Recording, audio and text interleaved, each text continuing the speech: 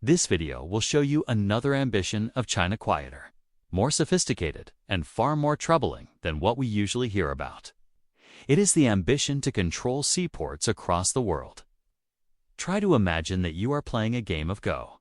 On this board, the pieces are not black and white stones, but massive seaports scattered across the oceans. And the most seasoned player, patiently placing each stone on the most critical points of the global map, is none other than China. To understand just how serious this is, let us begin with the United States, the world's leading superpower. Look at the port of Long Beach in California. This is no ordinary harbor, but one of the busiest seaports in North America, second only to the port of Los Angeles. Every year, tens of millions of containers worth hundreds of billions of dollars pass through here. Long Beach is like a major artery, pumping goods into the American economy. Whoever controls it can directly influence the livelihoods of millions of Americans. Yet there is a fact that once sent a chill down the spine of the Pentagon. The port of Long Beach nearly fell into Chinese hands. The story began decades ago, when the operating rights to part of the port were sold to a company based in Hong Kong. At the time, the United States was not overly concerned. Hong Kong was seen as a familiar economic partner, and few looked further ahead. But by 2017, the situation had changed completely. A massive Chinese shipping conglomerate acquired the parent company behind that deal. With a single transaction on paper, China suddenly became the real power standing behind one of America's most important ports.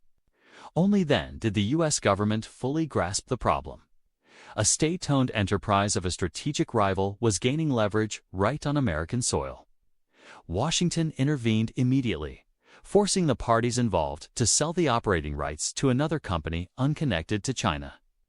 At a price running into the billions of dollars, the United States managed to escape the trap in time. But the incident rang like an alarm bell. China had come very close, even setting foot right at America's doorstep. The United States is among the countries most alert to China and strong enough economically and politically to detect the threat early and respond decisively. Not every country in the world has that ability. And what is striking is that China's reach does not stop at the United States. If Long Beach was a rare failure, then elsewhere, this strategy has succeeded spectacularly. Leaving America behind, let us turn to Europe. If Washington reacted with firmness, Europe appeared hesitant in the face of massive capital from Beijing. Look at the port of Hamburg in Germany. It's a symbol of trade and a long-standing source of pride for Europe's largest economy. After prolonged internal debate and opposition from many politicians, German government ultimately approved the sale of nearly a quarter of the shares in a key Hamburg terminal to a Chinese conglomerate. Although this stake was smaller than initially planned and came without veto power, in practice, China had planted a foothold in the industrial heart of Europe. Notably, the deal was scaled back only after the United States issued warnings and applied diplomatic pressure. As a result, absolute control did not fall into China's hands. But the West is not always so fortunate. Further south in Europe, Greece offers a textbook example of China's success. The port of Piraeus, once hailed as the jewel of the Mediterranean, is a strategic gateway linking Europe to the wider world. When Greece was mired in debt and abandoned by its Western partners, China appeared at precisely the right moment, bringing money and promises of investment. The result was that a Chinese conglomerate acquired control of the port. Today, Piraeus has become one of the busiest ports in the region, a crucial hub for Chinese goods flowing deep into Europe. Beyond simply operating the port, China has linked Piraeus to transcontinental rail lines, creating a closed supply chain that Western companies find extremely difficult to penetrate. And that is still not the whole story. Looking further south and beyond, China's strategy becomes clear in what is known as the String of Pearls. To reduce its dependence on vulnerable maritime routes, China has invested in and taken control of a series of ports stretching from the Middle East to Asia. In Sri Lanka, when the country could no longer repay its debts, A strategic port was leased to China for an extraordinarily long period. Its location lies very close to India, one of Beijing's major geopolitical rivals. In Pakistan, China has poured billions of dollars into a deep-water port that serves not only commercial purposes, but is also widely viewed by experts as having military strategic value.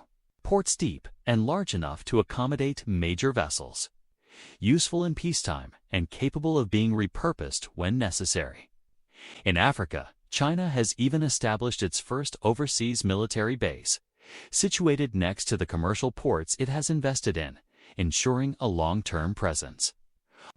All these pieces are coming together into a larger picture, from China's own coastline. Across the Indian Ocean, the Middle East, Africa, Europe, and along the world's most vital sea lanes, China is striving to ensure that it always has safe harbors and de facto control. If in Asia, Europe, and Africa, China's port strategy has gradually taken shape, then the latest developments in South America are what have truly jolted Washington.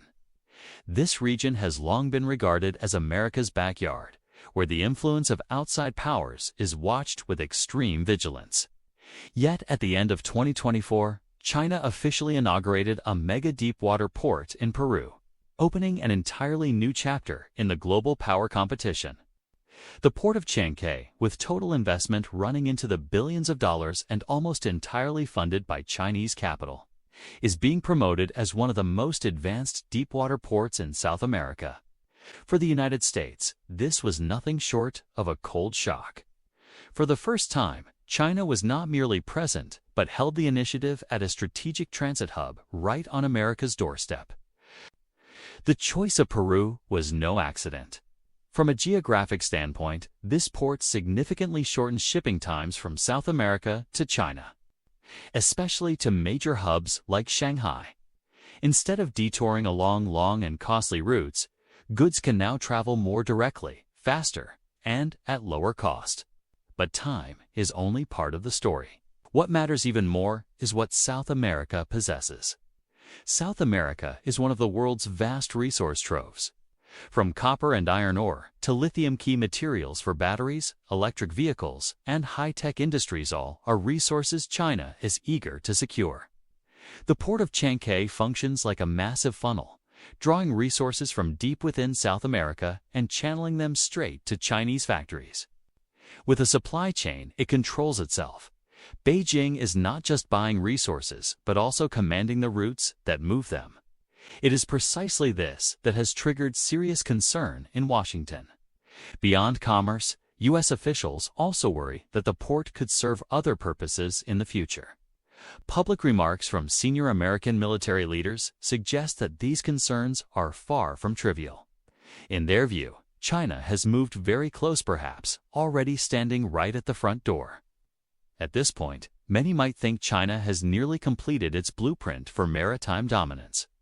It is the world's factory, the leading shipbuilding nation, the owner and operator of numerous strategic ports across continents, and a country that holds much of the global supply chain.